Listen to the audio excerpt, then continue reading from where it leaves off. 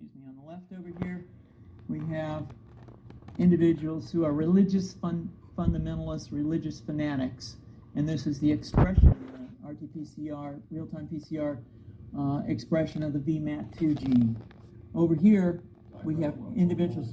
So let me complete. So over here, we have individuals who are not particularly fundamentalist, not particularly religious, and you can see there's a much reduced expression of this particular gene, the VMAT2 gene. Another evidence that supports our hypothesis for the development of this approach. What you see here is by spreading this virus, we're going to eliminate individuals from going on a bomb vest and going into a market and blowing up the market. So our hypothesis is that these are fanatical people, that they have overexpression of the VMAT2 gene, and that by vaccinating them against this, we'll eliminate this behavior. So we have some very, very remarkable data in this next slide. Here we have two brain scans. These are fMRIs. These are two different individuals with different levels of expression of VMAT2. On top is an individual who's a religious fanatic, an individual, and we've repeated this numerous times, that has high levels of VMAT2.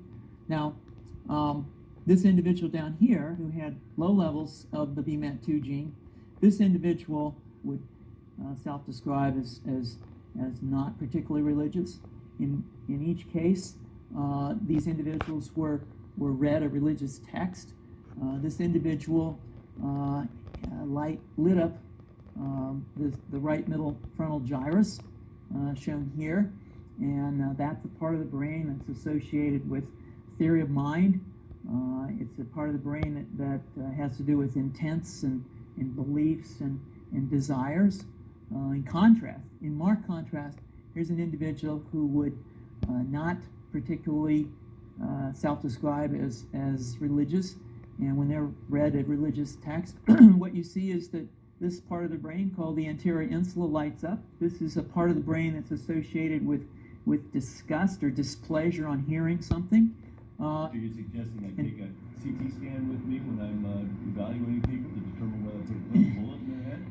So the data that I'm presenting here supports the concept that we're proposing, and I think that we would not propose to do CT scans or fMRIs on individuals out in the hinterlands of Afghanistan. The virus would immunize against this VMAT2 gene, and that would have the effect that you see here, which is it's essentially to turn a fanatic into a normal person. And we think that will have major effects in the Middle East. How would you suggest that this is going to be dispersed for sure solved? Well, so the present plan and the tests that we've done so far have used respiratory viruses such as flu or rhinoviruses, and we believe that that's a satisfactory way to get the exposure of the largest part of the population. Most of us, of course, have been exposed to both of those viruses, and we're quite confident that this will be a very successful approach. This is fascinating. What's the name of this proposal? Yeah, so the name of this project is FunVax, which is the vaccine for religious fundamentalism. And you have a proposal already?